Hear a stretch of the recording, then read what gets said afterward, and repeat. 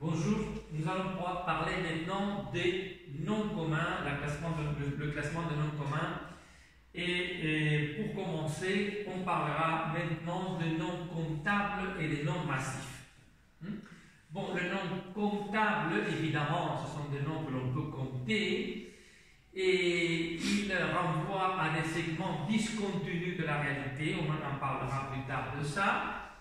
Et la caractéristique fondamentale d'un nom comptable est qu'il peut se mettre au pluriel et qu'il admet toutes sortes de déterminants. C'est comme ça que si vous avez livre, nom comptable, nous pouvons dire en livre, le livre, chaque livre, des livres, toutes sortes de déterminants que vous voyez, définis, indéfinis. Alors ça c'est la caractéristique fondamentale qui les oppose aux noms massifs. Les noms massifs, dit aussi non comptables, mais pour éviter cette homophonie, on préfère dire comptable face à massif. Les noms massifs renvoient à des segments continus et le seul déterminant possible est les partitifs. Continu, parce que vous voyez l'eau, la farine, le riz. Vous voyez, je peux mettre les déterminants articles pour nommer la substance en général, mais les partitifs nous permettent justement, comme son nom l'indique, d'en représenter une partie, de l'eau, de la farine, etc. Eh bien, le nom massif et le nom comptable, de ce point de vue, sont bien différents par cette caractéristique. Et puis aussi, dans la réalité, nous pouvons retrouver des passages de noms massifs à comptables, ce qu'on appelle les transferts. Et fondamentalement, ça se voit dans deux possibilités. Et dans la première, on fait une opposition entre l'animal et la viande de l'animal. C'est comme ça que l'on oppose j'ai un bœuf face à j'ai acheté du bœuf. Du moment où je change, vous voyez le référent, alors change la manière de concevoir le substantif. D'une part, c'est comptable, de l'autre part, c'est massif.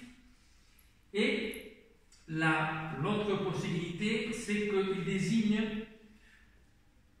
dans le deux cas que j'ai mis en réalité, c'est quand même le même phénomène. Là, j'ai expliqué que ça, c'est les passages d'espèce à sous-espèce, c'est-à-dire, en réalité, on peut l'observer mieux avec l'exemple. J'ai acheté du vin, là on parle de l'espèce appelée vin, mais on peut passer à une sous-espèce, c'est-à-dire à une sous-classe.